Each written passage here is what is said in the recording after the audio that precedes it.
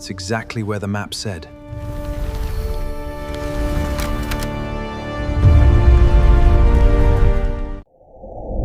रेगिस्तान के बीच खड़े ये विशाल पिरामिड आज भी दुनिया के सबसे बड़े रहस्यों में गिने जाते हैं। आखिर 4500 साल पहले बिना आधुनिक मशीनों के इन्हें कैसे बनाया गया, मम्मियां क्यों बनाई जाती थी और फराओ को मिस्र का भगवान क्यों माना जाता था। आइए चलते हैं प्राचीन मिस्र की अद्भुत दुनिया में। नमस्कार दोस्तों, मैं हूं विपिन और आप देख रहे हैं विपिन से डेस्क। पिछले एपिसोड में हमने मेसोपोटामिया की सभ्यता को जाना था। आज हम जानेंगे दुनिया की सबसे रहस्यमयी और प्रभावशाली सभ्यताओं में से एक प्राचीन मिस्र यानी कि इजिप्शियन सिविलाइजेशन के बारे में। मिस्र कहाँ था? तो मिस्र जो था वो दोस्तों नील नदी के किनारे विकसित हुआ। नील रिवर यानी कि वही जो वर्ल्ड्स लॉन्गेस्ट रिवर बोली जाती है, तो दुनिया में सबसे लंबी नहर है। मिस्र की सभ्यता नील नदी के किनारे विकसित हुई। नील नदी हर साल बाढ़ लाती थी, जिससे उपजाऊ मिट्टी खेतों में फैल जाती थी। इसी कारण प्राचीन इतिहासकार हेरोडोटस ने मिस्र को नील नदी का उपहार यानी गिफ्ट ऑफ नाइल कहा। फराओ कौन थे? जी हाँ, फराओ के बारे में हम बात करने जा रहे हैं। मिस्र के राजाओं को फराओ कहा जाता था उस समय में। उन्हें केवल शासक नहीं बल्कि देवताओं का प्रतिनिधि भी माना जाता था। ऐसा माना जाता था कि देवताओं ने उन्हें साक्षात खुद नीचे लोगों की रक्षा के लिए, लोगों का ध्यान रखने के लिए नीचे भेजा है। उनकी जिम्मेदारियां थी जैसे कि राज्य की रक्षा करना, न्याय देना, धार्मिक अनुष्ठान कराना और सिंचाई और निर्माण कार्यों की देखरेख करना। जैसे कि आप बात करेंगे, जो खेत होते हैं उनके लिए सिंचाई की जरूरत पड़ती है, जिसके लिए कैनाल्स वगैरह बनाई जाती हैं और भी डैम्स वगैरह जैसे बनाए जाते हैं। वो सारी जिम्मेदारी जो है उन फराओं की ही हुआ करती थी। इसी के बाद हम चलते पिरामिड की ओर। पिरामिड क्यों बनाए गए?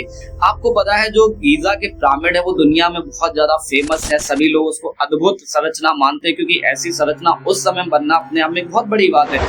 तो फराओ की मृत्यु के बाद उनके विशाल पिरामिड बनाए जाते थे। इनका उद्देश्य राजा के शव और उनके साथ रखी गई वस्तुओं की रक्षा करना था।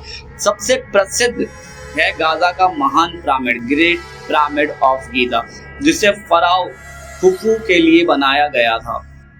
यह प्राचीन विश्व के 7 अजूबों में से एक है और आज भी लगभग पूरी तरह सुरक्षित बचा हुआ एकमात्र अजूबा है।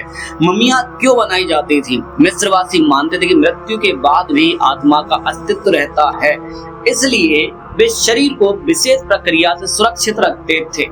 इसी प्रक्रिया को मम्मीकरण यानी कि मम्मीफिकेशन भी कहा जाता था। मम्मी के साथ भोजन, आभूषण और दैनिक वस्तुओं की बात करें, जैसे कि जो रोजमर्रा की चीजें जैसे बर्तन वगैरह हो गया, उनके आभूषण हो गए और भी जो चीजें वो इस्तेमाल करते थे उन्हीं के साथ ही रख दी जाती थी। इसी के साथ हम बात करने जा रहे हैं चित्रलिपि और ज्ञान की। तो मिस्र की जो लेखन प्रणाली है उसको हायरोग्लिफ कहा जाता था। वे पपायरस नामक पौधे से कागज जैसा लेखन सामग्री तैयार करते थे। मिस्र वासियों ने इसी में जो है गणित के बारे में, चिकित्सा के बारे में, वास्तुकला से बहुत सारी चीजों के बारे में लिखा। अभी पपायरस क्या है? तो आपको बता दें, एक विशेष प्रकार का पेड़ पाया जाता था वहां पे, जिसके पत्तों पर लिखा जाता था, उसे पपायरस कहा जाता था। इसी में आप देखेंगे जो वास्तुकला है वो भी इसमें मिलती है, साथ ही साथ खगोल विज्ञान भी इसी में मिलता है। इस तरह की बहुत सारी चीजें हमें जो है इजिप्शियन सिविलाइजेशन से पपायरस के थ्रू देखने को मिलती हैं।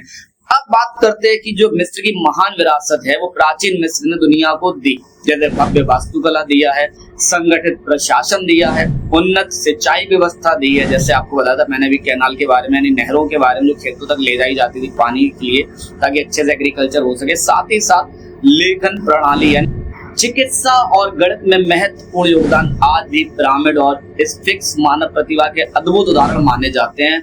इस तरह की चीजें हमें देखने को मिलती हैं। आज हमने जाना नील नदी का महत्व, फराओ कौन थे, पिरामिड क्यों बनाए गए, मम्मियां कैसे और क्यों बनाई जाती थी, मिस्र की प्रमुख उपलब्धियां। इस तरह से हमने देखा है अभी आज के इस वीडियो में।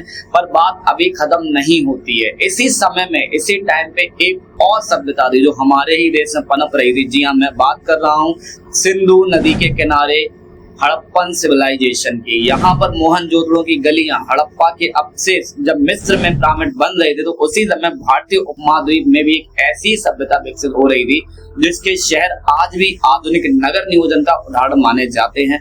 अगले एपिसोड में हम जानेंगे सिंधु घाटी सभ्यता की अद्भुत कहानी के बारे में, यानी Indus valley civilization. Next chapter में बने रहिए हमारे साथ। अगर आपको हमारा वीडियो अच्छा लगा हो तो प्लीज इसे लाइक करें, लविंग कमेंट करें, साथ ही साथ चैनल को सब्सक्राइब कर लें और वीडियोस को ज्यादा से ज्यादा शेयर करें।